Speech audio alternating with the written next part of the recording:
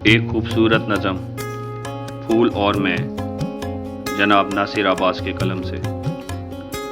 एक दिन एक फूल ने मुझसे कहा, तेरा और मेरा है किस्सा एक सा, तेरा बचपन और मेरा दौरे कली, हद खिला तेरे लड़कपन की तरह। वो तेरा दौरे जवानी और मेरा अहदे शबाब, मैं मुकम्मल एक गुलाब और तू भी माने दे गुलाब।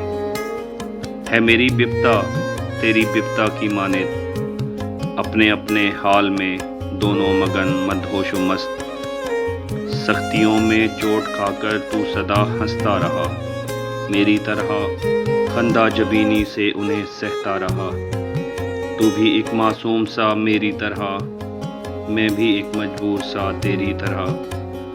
ये किसी ने भी न सोचा इनका नाजुक दिल भी है, और आहिस्ता आहिस्ता मैं भी मुरझाता गया और बुढ़ापा तुझ पे भी छाता गया। मेरा मुरझाना तेरे झुर्रियों जर्द चेहरे की मानिद, वो बुढ़ापे में तेरी झुकती कमर, मेरा डाली पे लटकना एक सा।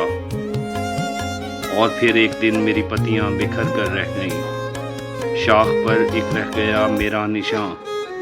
जिस तरह तू मर गया और खाक पर तुर्बत का एक तेरा निशान। तू भी मंजिल पा गया, मैं भी मंजिल पा गया, तेरा और मेरा है किस्सा एक सा।